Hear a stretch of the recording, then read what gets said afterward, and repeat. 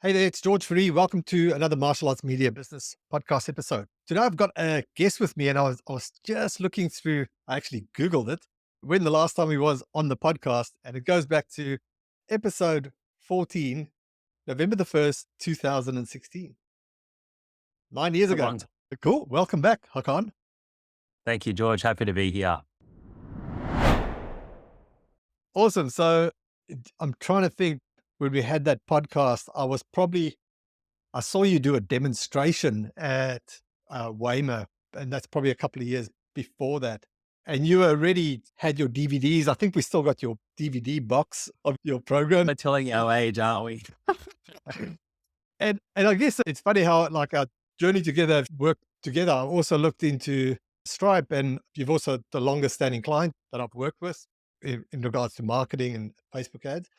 And just the other day, we got talking about helping more school owners, and we decided to do a joint venture together in what we call Partners Mentor.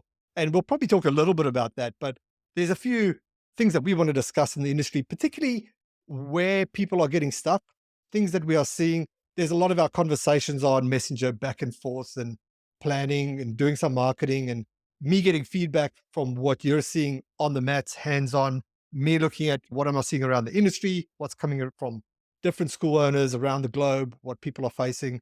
And I think a good thing for us to be in this episode, one of a few, would be to, yeah, just have a bird's eye overview of looking where things are at in the industry. What are you seeing? Where people are getting stuck? What's coming up and so forth. But before we get into that, for those listening and they haven't met you, just give us a bit of a roundup. Sure. Yeah. So my name is Hakan. I'm a lifelong martial artist in the true sense of the term. I was born in to the sport with my father being an instructor and a school owner himself.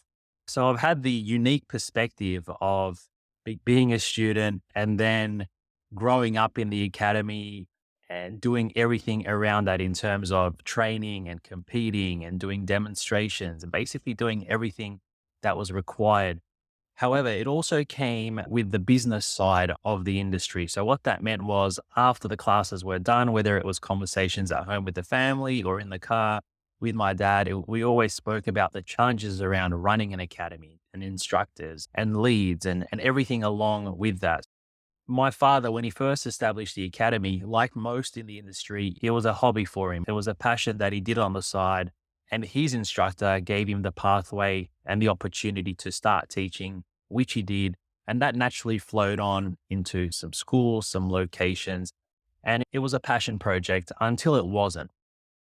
And so you fast forward about 15, 20 years into my father's journey where he starts to see that organically the academy's got some culture around it. It's thriving. There's great positivity around it. This is all led by him, right? Very small staff, if any. It was a one-man show for a very long time.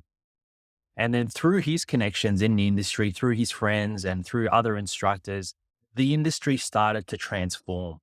And we're talking late 90s, early 2000s here. And when I'm saying that it's trying to transform is I'm a 13, 14-year-old boy at this time. There's a lot of information being shared amongst the industry. There's a lot of industry events that started to slowly be on offer. And why was this a pivotal moment? Because up until those times, there was a tendency to keep your systems and your techniques, keep your cards close to your chest, right? As in, do not expose your teachings that passed down to you. So that was a pivotal moment. And through my father being open-minded and willing to change and willing to learn from the industry, he started attending those events, and all of those industry events and those monthly CDs, DVDs that were being sent, those cassette tapes, he was able to adopt those learnings into the academy and start to make those necessary changes for our academy to become a passion project and transform into a full-time academy, which we have now. I've been fortunate enough to witness those changes happen, and then it becoming not only my father's full-time gig, mine, and we in our academy, we have close to 30 staff. So it's become an opportunity for a lot of our team to make it a living through the martial arts and professionalize the service of martial arts, which has been truly wonderful. So 30 staff, and that's around how many locations and how many students approximately? Approximately 1,800 students. And so we've got 4 locations. And with those locations, we have two distinct models. We have the part time model, which some people can resonate with in the sense that we operate out of a hall twice a week, but it's highly efficient. That location offers 2 days a week. It sits around 220 students. And so we've got that model down to a point where we can make sure that we're highly efficient with our timetabling, with our staff, with our curriculums, and therefore getting maximum use of the space and time that we have. On the flip side, we have our full-time location in Marrickville here in Sydney, and that's the location that's been around for 43 years now and organically become what it has. And that location offers various programs with a 7-day-a-week timetable, and that's sitting at about 1,200 students at the moment. And then we have a 5-day-a-week location and a 3 days a week location. And all of these are part of the organization in the sense that we maintain full control of every single student and instructor in our network. So it's interesting that you stick to those two models. So just to get around how you approach the market and how you think about it, is there any reason why you don't take the part-time locations and turn them into full-time locations, seeing as there's 20 students? Yeah, so there's a method to the madness in the sense that we have these markers in place where we feel like we are in a position to expand days, right? And so when we reach those markers, whether it's instructors that are readily available or whether we have the required student amount, we then pull the trigger into opening. So firstly, we look at a day and we look at how do we maximize the running of the day through our efficient timetabling model. And if you are running a model at the moment and you're an instructor, you should always look at how to maximize the space that you have to keep those costs at a minimum. So when we do that, we then feel like we can add classes. And when we add the maximum amount of classes we feel like we can on a day, we look at our indicators, which enable us to then determine whether we're ready to open another day. Once we have a certain number of days running at the level we want it to run, we then look at either acquiring or renting a space nearby that facility to then transform that into a full-time center. So the goal is to do it in a sustainable manner where you're minimizing risks where possible, but also taking the necessary steps and maintaining full quality control in that scenario. We never want to go into a full-time facility with 0 students because we know that's the hardest to build. But if we have some level of student base that can help grow and also cover the costing of that full-time facility, we feel like that's the sweet spot to then go further. Very cool. Now, when it comes to, you mentioned you own all the locations outright. What's your take on licensing, franchising, and is there a reason that you never went into that direction? There's absolutely a place for a lot of those models, and there are successful examples in franchising and licensing and partnership. And in our 43 years of history, we have tapped into various models of that at some capacity. But in our personal case, we feel like the model that we use helps us maintain the quality control that we want to maintain. It helps us grow in a sustainable manner and it helps us keep everything kind of under control. For us, we're always open to different methods, but this is the one that we feel like is appropriate for our kind of management systems. But like I said, there are many examples of those models working both here in Australia and in the States that I've seen personally work. But all of those models have their advantages and disadvantages as well. They're also worth considering and working along with your risk appetite. Gotcha. Okay. So let's just change gears a little bit here. You guys have been in the game for a very long time, 43 Yeah. years. You've achieved milestones that most people dream about, and some don't even dream about. They just think that it's just an impossible place to get to. If you look from the point where you're at and what you've achieved, Oh, and just looking back, and I guess looking around, you attend industry events Yeah. and you Yeah. hear conversations, you hear what people say, their Yeah. struggles, their mindset around it. What are the big things that really stand out for you where you see people are getting stuck?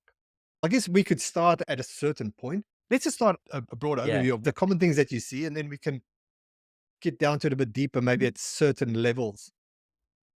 Absolutely. So the first place I would start is the actual product itself.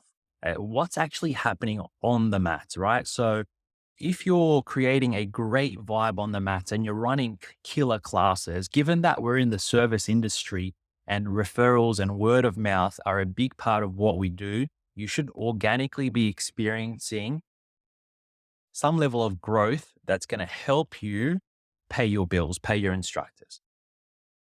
If you are finding that you're losing far too many students or you're not able to get that referral or word of mouth naturally within your school, I would start there and have a look at what it is you're teaching. And this is irrespective of the style that you're teaching, but more concerned with how you're actually delivering what you're delivering so that the people in front of you, whether that's 10 in your class, 20, or you have a school of 200, have a look at what you can do to get these people your raving fans. And that all starts with what's happening on the floor. And this is directly tied with the instructor itself, which in our case, in our industry, most of the time is the school owner. So dissect the delivery of the product and how it's done. So the curriculum, the content, the class length, how you deliver those classes, how you set up those classes. Do you have help? Do you have instructor assisting capabilities? All of those is a key factor because oftentimes from my experience, I find that people overlook this the most. It's the area they feel like they've got under control, which is partly due to the fact that's what they've been trained in for so long. So if there's one thing that I've learned, oftentimes the way we've learnt a technique isn't necessarily the best way to now deliver that technique on the mats. And we can all attest to how technology has changed and how the current generation of kids are now absorbing that information. So we have to be able to adapt and to tap into that. So the first area would be to really dissect what's happening on the mats. And you may need to pull things apart to be able to put them back together again, to be able to ensure that ultimately you're delivering fun classes that kids want to come back to. So we would start there. Assuming you've got that under control, another common is staff development. And that first element of making sure your curriculum is under control is a lot of work. But then trying to develop staff and instructors to be able to deliver on those acceptable standards is also a different level of work because it's a numbers game. The more instructors you're able to keep for the longer term in order to enable your growth. So the instructor development space is another area that I feel like a lot of school owners get held back with and not spending enough time to train your bench to be able to deliver on the classes that you run. Another area that I really find is the lack of systems within the martial arts industry. The lack of having a central point within the organization that has all your systems and manuals in place to be able to make your staff development smoother and easier. And not just your development of your staff, but the running of your school. Creating an operations manual so that everything is written out for you. And if you can have this in a place where you've got the systems in place, you then have the instructors and the team to be able to action upon those systems, which then hopefully can remove you to then focus on higher level tasks, which could be growth or it could be opening up other locations. The other element here, the final one, is the ability to let go, which ties in heavily with your people's management. We have to understand that in order to grow, we need a great team. And in order to have a great team, it requires you to be able to manage that team in an effective way. And as your team grows, your level of management and your systems around this also has to be met with that. So whether you have a team of 5, a team of 10, a team of 15 and beyond, all of these staff have to be operating in a happy way to be able to deliver on your systems and the culture that you have within your school. All right, love that. So let's talk about some fixes and like things that you then do different, right? So if we Yeah. talk product, Now, I can see where this could probably be a block, right? Especially if you've got someone who's a competent martial artist, Yeah. 20, 25 years experience. You feel you're super competent in obviously what you do, but then does the delivery of that really hit home? So, what do you feel are the things that you and your team do different that works for that and that gives you that success with the actual product and programs? Yeah, it's one of those things that's difficult to quantify, right? Because how do you measure the happiness of a student? You can measure it in the sense of the tenure of a student, which is something that everybody should be tracking, and the lifetime, the average lifetime length that a student trains with you is something that we should all measure, because if they're happy, then they're going to train with us. And if you're dealing with a lot of kids, one thing we know for sure is that if a kid is getting bored in classes or they're not really enjoying what they're doing, as much as the parents love all the values that martial arts training provides, that's always going to be a losing battle for the parent in terms of dragging their kids to martial arts training. So what we do really is we have key indicators. So we want to make sure all the key, and this is nothing new. This is from all the learnings from the seminars from 20 years ago, is the kids are smiling, the kids are sweating, and the kids are having fun. And I'd like to add one more to this. If you could engage the parents from the sideline, and how do you know if the parents are engaged? They're not looking on their phones. They're actually looking at the classes and they're smiling and they're getting involved. If you could tick all of those boxes as frequent as possible, you know you're onto something. And so if the parents are contributing and they're clapping on the sidelines and you're getting them involved to some capacity, get the parents to be judges and run certain challenges and certain groups, that's a great way to ensure that everyone is engaged. So engaged parents, engaged kids means they're buying into what you deliver and what you offer, which means they'll stay longer. So what we do really is we constantly review our curriculums after every class, after every week, and we go, what worked well, what didn't work, what can we do to make better? So never assuming that what we're teaching is under control. It's all about making sure, are the kids smiling? Do we have that connection with the students and the instructors? Is there appropriate touch happening? Things like high fives. And are they having a great time? Are they sweating? It's those simple things that we look at and place high importance on to ensure that we're delivering on that aspect of our classes. All of the drills, all of the exercises based around determining those levels of outcomes in our classes. So, next up, team building. Where do you see the most roadblocks, and how have you worked around it, and what do you guys do on a day-to-day basis to build a strong team? Yeah. So the team building starts with your ability to let go. So the 10,000-foot overview answer on team building is having a clear system in place to take someone from a volunteer leader all the way through to be able to run a location. So you'd have all the required steps in between to be able to have someone and provide them that pathway to be able to become a successful instructor. Now, there are many models out there that provide this opportunity, but what we've found within our organization is having a look at what's out there, but also tailoring it to what works for us. We tie that into those deliverables that we value. So we have the content itself, the accessible content that's going to help the students get towards their higher belts and beyond. But then we also look at the teaching systems around how to structure the classes, where to position the kids, how long each activity should go for, as well as making sure those kids are having fun, getting to know one another, and tapping into those values. So having a clear system in place to do that. At a microscopic level, the first step that an instructor has to do to be able to build a team is to be able to let go of an element on the mats. And so if you're looking at your class structure, what are some areas you can look at within a class where you feel like someone can deliver that close enough to what you can? And whether that's maybe taking an element of a warm up, whether that's taking a stretching component of the class, maybe that's showcasing one or two techniques in the main chunk of the class.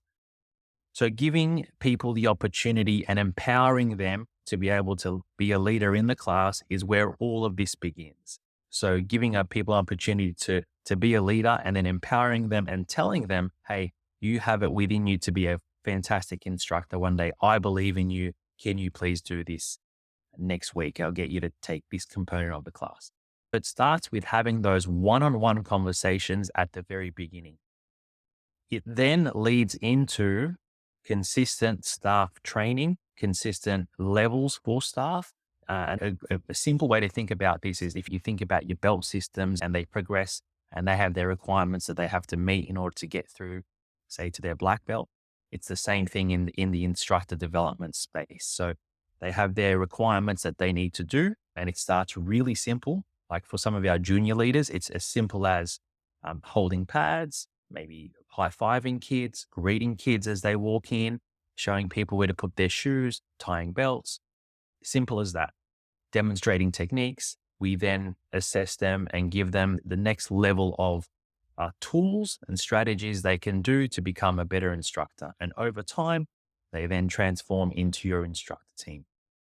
So the roadblock that we find there with instructors is not taking that first step in giving away that level of leadership from yourself to your team. Now, with that, I guess the fear is what happens if they screw up or they just don't deliver the class that you want. And I'm sure that's happened in that Absolutely. process, right? Because you've got to let go. And so you've got to let Yes. that happen. How do you go about correcting something when it hasn't gone right without breaking their confidence for the next class? Absolutely. And this is where it comes down to having those individual conversations and knowing what works with the certain type of individual you're talking with, right? Certain individuals are going to need a much softer approach, whereas other individuals completely understand the context of it. And sometimes just giving it to then and there and giving that feedback then and there is going to get them to understand where they've gone wrong and then help them progress going forward.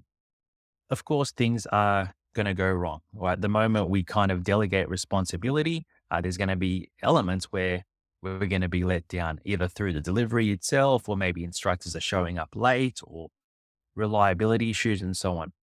But absolutely, it is still the right move to make for the long term of the school. So we always got to think about where we want to be in 5 to 10 years' time, and overcoming these small obstacles and challenges with staffing is a necessary step. And so addressing those issues then and there and just being completely honest. And the best way I've found to give feedback here is not giving the feedback about the person, but the area that they've done. You tell them that you absolutely love them and that you care about them as an individual, but it's more about the job or the area or the minuscule thing they've done wrong about their teaching. And then you bring it back to their growth and how they can be better because of it. So let's move on. You mentioned systems and documenting the systems and having that operational manual.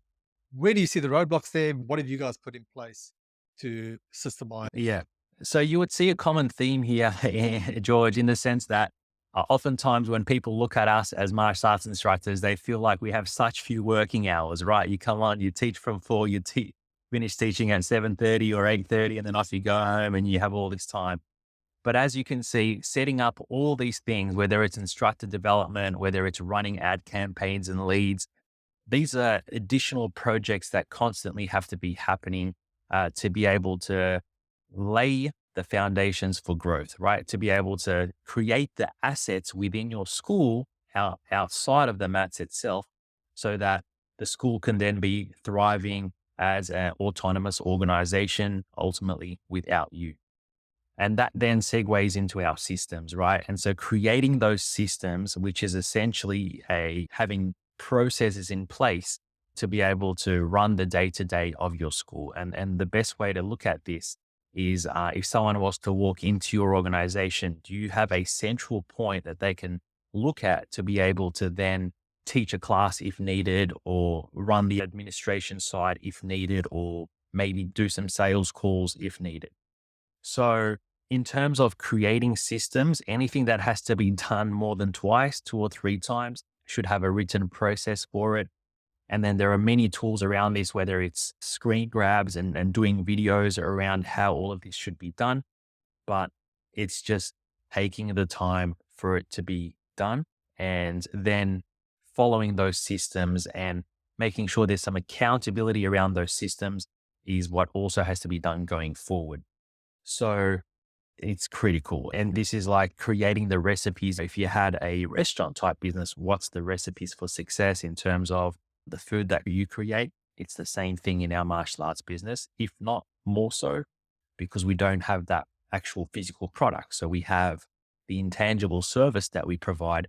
How can we systemize that, bottle it, and then recreate that magic across multiple days and locations? And it all boils down to the systems that you've created within your school. And yeah, What are your favorite tools for storing stuff online or what we've found over time, and not just with systems, but with everything that we've done within our organization, especially as our organization has grown and we've got people that are amongst different generations in our organization, simplicity is key. So never look at something that's going to require too many steps to wrap your head around. So we keep it simple. We have a lot of WhatsApp groups because we feel like a lot of our team are on their phones and it's easily accessible. So in terms of communication, we kind of stick with that. But then all of our stuff is literally through Google Docs and Google Drives. And for those kids who are coming through school nowadays or in university are all familiar with the way these systems work because their teachers and their school teachers are also using those systems. So I know there are many tools out there that you can use, but what works for us is simplicity and something that we can all just pick up our phones, tap in, have a look in a folder, have a look in an app. And that works for someone like my father, who's in his early 60s, all the way through to our teenagers that are 16, 17, 18 years old. So keep it simple. yeah, I love that. If I think of the years that I've worked online and the amount of tools that I've gone through, and it always goes back to the Google Doc. Just Yeah. keeping it simple, and it's a bit of double work, but that's always been the storage mechanism. And it's great because you've got your Excel capabilities for your Yeah. calculations and your graphing and your modeling in terms of student numbers or whatever it is you're trying to track. You've got your Google Docs, you've got your checklist that you could tick through automatically. It's all there. Okay, so last one, and then we can just change gears here, is Sure. you mentioned staffing and Mm, management of staffing. absolutely. So a good manager is one that could tap into every individual of their team, figures out their strengths, figures out their weaknesses, what excites them, what their fears are. So it boils down to an individual approach with this. And this is critical because as your team grows, you never want your team to feel like they're forgotten or they're not valued. Individual management of your team boils down to taking the effort required to figure out a little bit more beyond the martial arts. And we feel like, yeah, we love martial arts, they love martial arts, and that's all they have going on in their life. One thing I've come to realize, I'm talking about generational differences here, is that the generations that are coming through at the moment, yes, they place importance on their work, but they also want their interests beyond martial arts known. And if you can recognize that, you're creating a relationship beyond the mats, beyond the martial arts, which will then deepen your connection with them and hopefully strengthen that bond in keeping your instructors for longer. So the managerial approach boils down to your ability to get to know your team beyond the martial arts and then taking the time to reward them maybe around that, which is something that we look at doing in our organization. We give away free tickets to games to certain people. We give away zoo passes to certain individuals. Like it's amazing to see what your team are interested in beyond the academy and how much of an impact that has on their commitment to what you do. I love this, Okan. Thanks for breaking it down from front to back. Now, I guess we should highlight like where are you seeing the at what level in business is this happening? And if your first focus is getting the product right, without that, Yeah. you've got nothing. But where are you seeing these different obstacles come up at sort of what? It all depends on the stage of the business, I find. So if you're relatively early in your organization, I guess it's all about survival. All right. So making enough to pay the bills and ensuring that you've got enough of a student base in front of you, you've got some leads coming in. So your challenge is there, literally keeping the doors open. Once you've got your head above water, then it's about developing systems, developing curriculum, and starting to develop a team. And so oftentimes I find that the biggest roadblock I see in instructors is not taking the necessary time to be able to do the work in those spaces because they always feel like instructors feel like I can do it. I'm capable. I know what it takes to build skills. I've acquired this level of mastery in my martial art, which means that will get me by in my academy. So having that mindset and having that mindset shift around developing a team is what I feel like holds a lot of instructors back. Once they get to, say, at a full-time school, you're hovering between, say, 250 to 300. Hopefully by that point, you're starting to really figure out ways to train staff and bring on staff. And I know we've touched on staff before, but one other really critical element of staff is the administration or the sales side of the business, which can be often overlooked because we focus and concentrate a lot on what's happening on the mats. As your student numbers get to about 50 to 300, there are issues that tend to happen. And these could be payment issues. These could be conflicting issues with kids on the floor. These could be issues amongst parents. And you, as the instructor, may not necessarily be the right person. In fact, you should not be the person putting out these type of fires. And so having the ability to bring on staff, front of house, front of desk, is an area that also must be taken into consideration. Oftentimes, I also find that instructors know what they have to do. They know where they're sitting, but don't necessarily want to take the next steps in terms of growing the school. And this could be to another mindset that's common in the industry, in that there is that fear of selling out, right?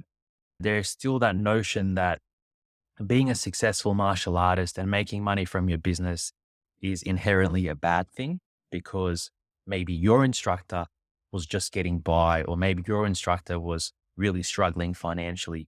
But why can't we do both? So really breaking that mindset around growing your school is one area that I find as well. And this can happen when instructors are doing enough to get by, or even doing enough to make as much as they were making in their previous job. So they feel, if I can cover my salary and what I did earlier, I've made it and I'm content. So it's just recognizing what has to be done and either shying away from the work, not taking the necessary action, because all of this requires some level of discomfort. Growing a team, it requires there are tough conversations that have to be made around growing a team, right? Like you said earlier, if a person delivers on a class that isn't necessarily up to standard, you have to have that tough conversation there on a day-to-day basis. And so all of these areas do require a level of discomfort. And sometimes I feel like that can hold people back in terms of growth. I also understand instructors because there is a plethora of work that has to be done as a school owner. It's just, as we all know, with any business, there are constantly things that have to be done. And knowing where to start is also a big challenge that I feel with instructors. So they can often revert to doing what they've always been doing. And then before we know it, the years go by and we're stuck where we were before. So maybe a suggestion that I would have is have an honest look, have an unbiased look, or maybe have someone else have an unbiased look at the way your businesses are done. Take a 360 approach and feedback around what the strengths are and the areas that could be improved. And then set a quarterly challenge on working towards that area. So a quarterly challenge could be pulling apart your curriculum and rejigging it and then bringing it back in and then giving it enough time to give it some feedback and seeing what works. Or this quarter focusing on getting some level of instructor development system in place. This is what we've done over the 43 years, along with the running of the classes. We've always got projects going on in the background that's going to help create assets to be able to develop the business. So to answer your question around what are the kind of areas that instructors are not doing to improve their school, is not going deep enough on certain areas to create the foundations to build off for growth. And as I mentioned earlier, they're the main ones: the mindset around letting go, the curriculum, the systems, as well as the instructor development. So the biggest tip I would then give to instructors is pick one and focus on that one behind the scenes for a quarter and see how you go. And then maybe touch back on that or focus on another project. And initially, this is going to be yourself if you have a small team. But then as you grow your team, you can start delegating these projects to different staff members, which then accelerates all of this. I love that. I think mindset doesn't get spoken about enough because, and I think it was Alex Sharfin who said, you'll never grow into pain. If there's something that you feel pain or you can't identify yourself as that successful person because you see that successful person as one that all your peers despise, then you stepping into that, it's very hard to do. So just changing mindset around money, success, and I find it strange that there's always this, you either have the money or you have great martial arts. But all the successful schools that I know of, they have great martial arts because they have the resources to invest and to train more and they train their staff better. So Absolutely. And then you can hire staff at a higher cost to be able to deliver on those key areas if it's critical to you. And here's the other thing, George: in martial arts, it provides so much for a school owner. So determining what success means to you as an instructor is the starting point for yourself. Like, what area of the martial arts is success for you? Is it creating champions or is it providing pathways to the UFC? Determining what success is for you, the starting point, and then working back from there is what has to be done. Another area I feel like that doesn't get spoken enough from my experience in growing up in the industry is the impact being an instructor has on the family.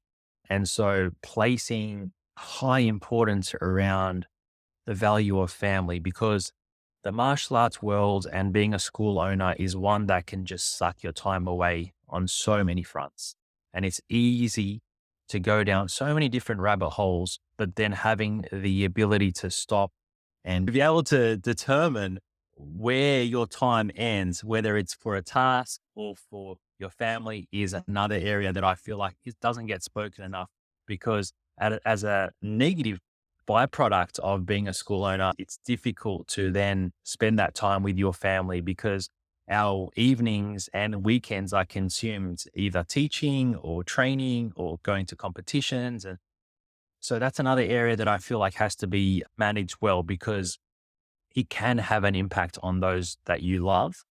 And so tying that back to having success in your business will help enable you to buy back your time to be able to spend more time with your family. So that's a huge benefit that I often see that could be the aha moment for instructors to then go down the path of focusing on creating those assets within their organization. yeah, I love that. Takes me back to the school scale plan, the model we put together in partners that purpose, build a business that fulfills your purpose, which has three components of income, impact, and lifestyle.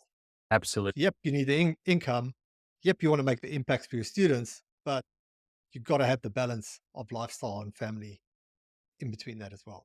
And one thing I will say this as well is that growing up with my father being a school owner and seeing other kids in my situation and bringing back the family, I find that sometimes there is that level of resentment kids have towards their parents. And I know there's a lot of fathers and mothers who run schools, in that there is a lot of resentment that kids can have towards their parents because the business is the thing that has taken them away from spending time with the kids. So managing that effectively is something that's critical for us as instructors.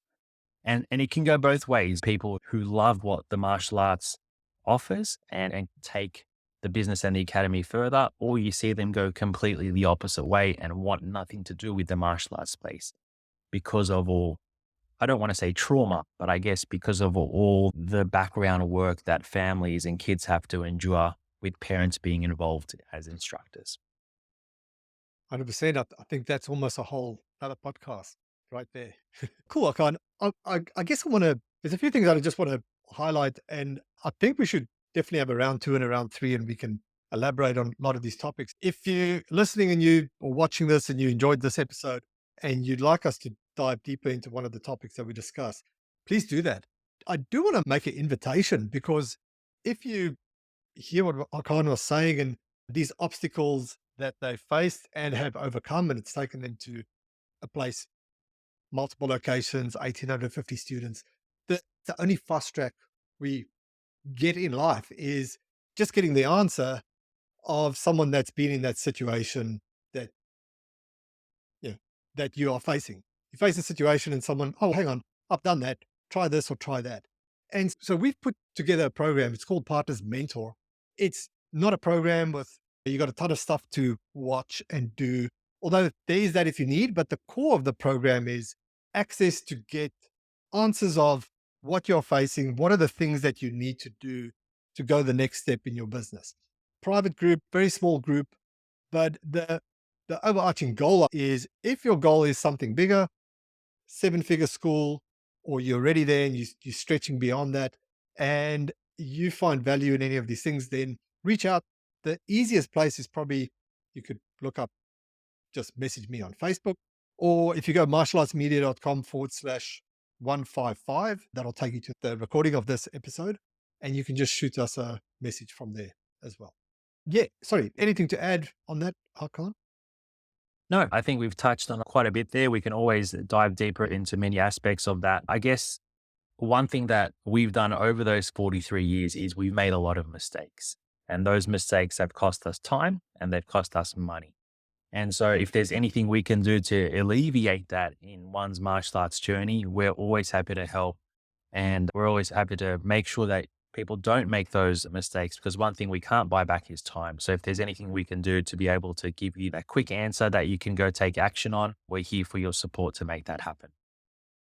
Yeah, I love that. Awesome. Perfect, Hakan. Thanks for jumping on, and I'll Thanks see you again, in the next one. George. Thank you.